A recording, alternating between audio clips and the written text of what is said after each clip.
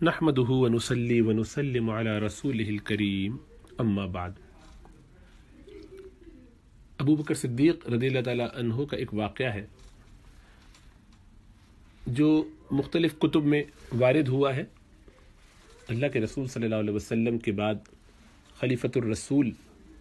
ابو بکر صدیق ایک مرتبہ موجود تھے جہاں ایک شخص نے آپ کو برا بھلا کہنا شروع کیا۔ ابو برزہ رضی اللہ تعالیٰ عنہ اسلمی، یہ صحابی رسول ہے، وہ روایت بھی کرتے ہیں اور وہاں موجود تھے۔ انہوں نے دیکھا کہ ابو بکر صدیق اس بنیاد پر کہ وہ شخص برا بھلا کہہ رہا ہے اور بلا وجہ سب و شتم کر رہا ہے، تو آپ کو اس سے غصہ آیا۔ تو فرماتے ابو برزہ اسلمی رضی اللہ تعالیٰ عنہ کہ اے خلیفۃ الرسول، آپ کہیے تو میں اس کی گردن اڑا دوں۔ ابو بکر صدیق نے چنبے سے پوچھا رضی اللہ تعالیٰ عنہ کہ کیا تم ایسا کرنے والے ہو؟ یعنی اگر ایسا ہو تو کیا تم ایسا کر دو گے؟ میں کہوں تو افکنت فاعلا؟ تو میں نے کہا، کہتے ہیں کہ میں نے کہا ہاں بالکل۔ تو پھر فرماتے میرے یہ کہنے سے ان کا غصہ ذرا ٹھنڈا ہو گیا، کیونکہ مسئلہ شریعت کا تھا جو سمجھانا اور بتانا ضروری تھا، اپنی ذات کا کوئی بدلہ تو نہیں، وقتی غصہ آنا فطری بات ہے۔ تو فرمایا کہ ما کان لأحد بعد محمد صلی اللہ علیہ وسلم، یہ بات رسول اللہ صلی اللہ علیہ وسلم کے بعد کسی کے لیے زیبا نہیں ہے کہ اس کو اگر کوئی برا بھلا کہے تو اس کے شخص کے ساتھ گردن اڑانے کا معاملہ، قتل کا معاملہ کیا جائے۔ یہ واقعہ بہت سی کتب میں وارد ہوا ہے، سنن ابی داؤد میں بھی ہے، سنن نسائی میں بھی ہے اور صحیح سند کے ساتھ ہے۔ مستدرک حاکم میں امام ذہبی اس کی تصریح کرتے ہوئے کہ وہ صحیح ہے، علی شرط شیخین، علی شرط مسلم وغیرہ، اور اسی طریقے سے حدیث کی اور کتب میں بھی یہ وارد ہوا ہے۔ اب یہ واقعہ اس قدر اہم ہے کہ خلیفۃ الرسول ابو بکر صدیق رضی اللہ تعالی عنہ ایسی کوئی بات، ایسی سوچے سمجھے کوئی بات یا کوئی ایسا مسئلہ اس طریقے سے بیان نہیں کر سکتے جب تک کہ اس کی کوئی بات، کوئی سند آپ تک پہنچی نہ ہو۔ اور یہ بات معروف ہے کہ ابو بکر صدیق رسول اللہ صلی اللہ علیہ وسلم کے ساتھ سب سے زیادہ رہے ہیں، اور ایسی بہت ساری باتیں دینی اصولوں میں اور فقہی مسائل میں آپ سے مروی ہیں، آپ سے پہنچی ہیں امت کو، جو اور کسی سے نہ پہنچی۔ بس خود رسول اللہ صلی اللہ علیہ وسلم کا انتقال ہوا تو آپ کے لیے جنازے کی کیا صورت ہوگی، یعنی نماز جنازہ کیسے پڑھی جائے گی، یا آپ کو دفنایا کہاں جائے گا، اور ایسے کئی معاملات جس کو ابو بکر صدیق ہی سمجھ سکے یا جان سکے، اس لیے کہ ان کو وہ صحبت نبی اکرم صلی اللہ علیہ وسلم کے ساتھ حاصل تھی۔ باقیوں کو بھی بہت ساری چیزیں معلوم ہوں گی، اور بہت سی باتیں ایسی بھی ہوں گی جو ابو بکر صدیق کو نہ پہنچی ہوں اس لیے کہ وہ اس مجلس میں موجود نہ ہوں، لیکن اللہ کے رسول صلی اللہ علیہ وسلم نے چونکہ ان کو اپنا وزیر بنایا ہوا تھا، تو اپنے بہت سارے ایسے معاملات جو عام نجی مجلسوں میں ڈسکس ہوتا ہے، عام مجلسوں میں ڈسکس نہیں ہوتا، سب بھی بتائے ہوں گے۔ اور یہ بات بالکل بعید ہے کہ ابو بکر صدیق کوئی بات ایسے کہہ دیں جب تک کہ اس کی کوئی وہ حکم یا نص پاتے نہ ہو کسی تعلیم رسول میں، جبکہ ہم جانتے ہیں کہ ایک ضرورت کے تحت قرآن مجید کی جب باقاعدہ تصحیف کا موقع آیا کہ اس کو صحیفہ کتابی شکل میں اس کو شائع کیا جائے، اس کو بین الدفتین کیا جائے، تو اس وقت عمر فاروق کو یہ خیال ہوا رضی اللہ تعالی عنہ، اور انہی کا یہ حق بھی تھا، اس لیے کہ اس امت میں جو الہامی کام ہے اللہ کے رسول صلی اللہ علیہ وسلم کی احادیث کی روشنی میں، وہ عمر فاروق سے ہی لیے گئے ہیں۔ اسی لیے بہت سے موافقات ان کے موجود ہیں۔ اس پر بھی ابو بکر صدیق نے یہ فرمایا کہ کیسے میں وہ کام کروں جو رسول اللہ صلی اللہ علیہ وسلم نے نہیں کیا۔ وہ تو کتابی شکل میں قرآن کو نہ چھوڑ گئے تھے، تو پھر میں یہ کام کیسے کروں؟ تو ایک صحابی رسول جو اس درجے محتاط ہو کسی ایسے کام کے کرنے میں بھی کہ جس میں بہت کچھ خیر ہے اور امت کا فائدہ ہے، جس میں ان کا دل بعد میں کھلا اور انشراح ہوا، ان کو حاصل، اور انہوں نے پھر وہ کام کیا، لیکن اصولی طور پر وہ اتنے محتاط ہیں۔ تو ایسا شخص اتنی بڑی بات کہ اللہ کے رسول صلی اللہ علیہ وسلم کے بعد کسی شخص کے لیے ایسا کرنا جائز نہیں ہے، یہ نہیں کہہ سکتا۔ اس کو کوئی یہ سمجھے کہ محض چونکہ ابو بکر صدیق کی ایک رائے ہوگی انہوں نے کہہ دیا، ایسا نہیں ہے۔ ایک تو یہ کہ ابو بکر صدیق سے یہ بات بالکل بعید ہے کہ کوئی بات اپنی طرف سے ایسے ہی کہہ دیں، نمبر ایک۔ نمبر دو یہ کہ اگر کہیں ہو بفرض محال، اگر نزول کر کے بات مان بھی لی جائے، تب بھی اللہ کے رسول صلی اللہ علیہ وسلم کی یہ حدیث ہے کہ تمہارے اوپر لازم ہے، علیکم بسنتی وسنت الخلفاء الراشدین المہدیین عضوا الیہا بالنواجذ، کہ تم پر لازم ہے میری سنت، میرا طریقہ، اور میرے خلفاء راشدین المہدیین کا طریقہ،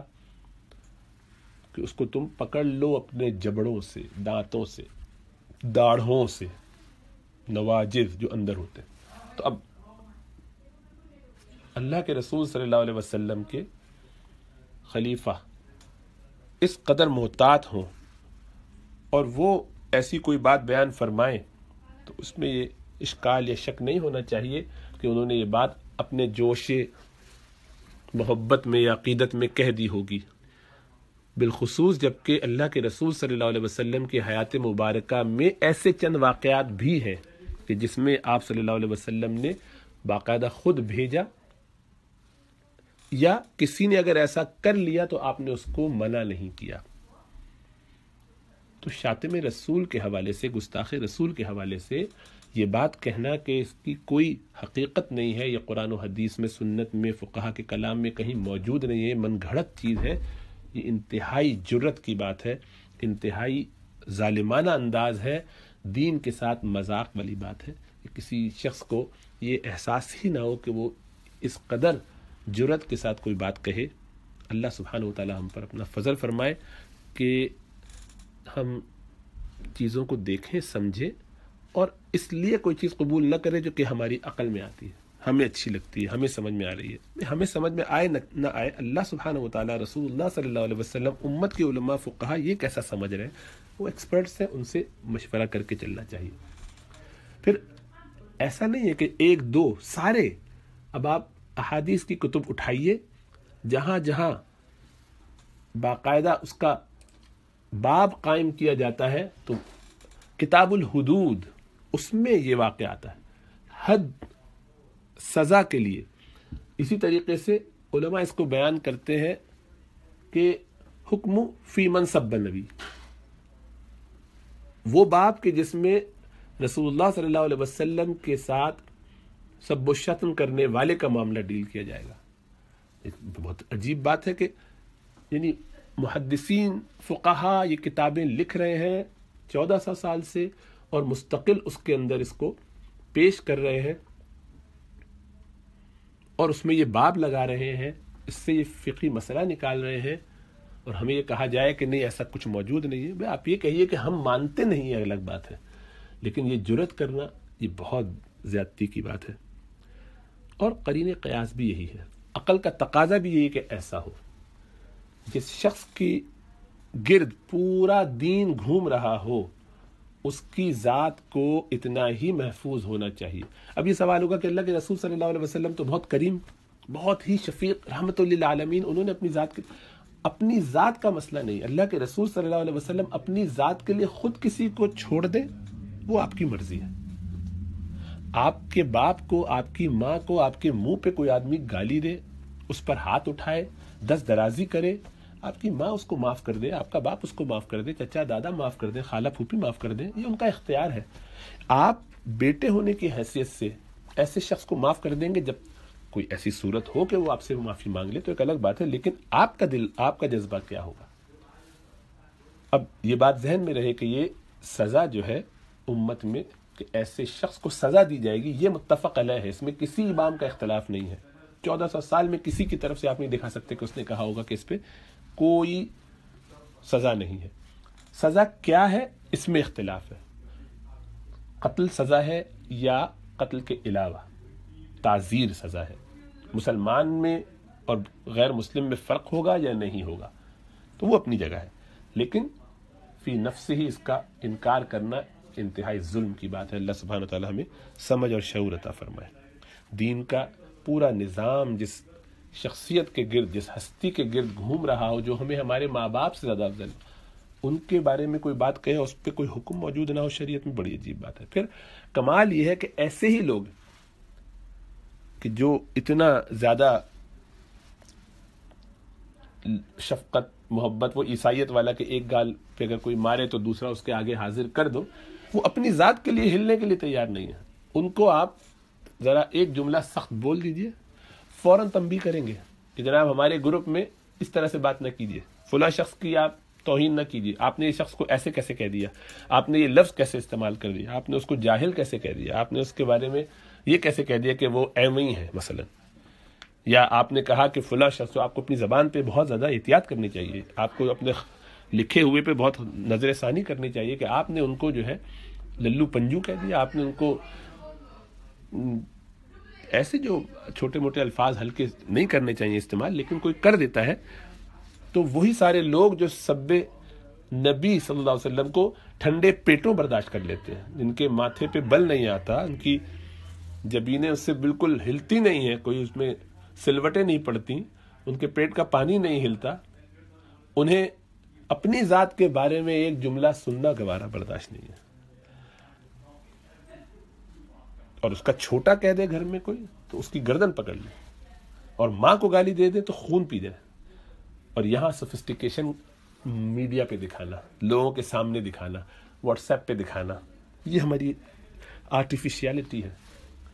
جو نائسٹیز ظاہر میں دکھائی جاتی ہیں نا، یہ صرف ظاہر کی بات ہے، اندر کیا چل رہا ہے یہ ہم نے بہت دیکھا ہے، مغرب میں بھی دیکھا، آپ کے فیس پہ آپ کے سامنے مسکراتے ہوئے بات، اور اس کے بعد جیسے ہی گئے فون رکھا ایک گالی دی،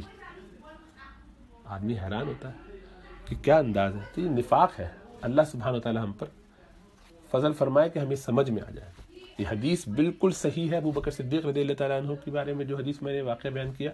اور اس کو مستقلاً بیان کیا گیا ہے تقریباً ہر بھی کتاب میں، کئی کتابوں میں، 6 7 8 کتابوں میں بلکہ، اور باقاعدہ اس کے بارے میں شعیب ارناؤت اور اسی طریقے سے شیخ البانی اور اس طرح کے تمام بڑے بڑے شیوخ نے موجودہ زمانے کے بھی، یعنی پچھلے 100 سالوں میں جو گزرے ہیں، ان سب نے بھی سندن اس کو صحیح قرار دیا، اور پرانے لوگوں نے بھی تحقیق کر کے یہی قرار دیا اس کو۔ تو اس لیے اس کے بارے میں ایسی کوئی بات کہنے سے گھبرانا، بچنا، ڈرنا چاہیے۔ اللہ ہم سب پر کرم فرض فرمائے۔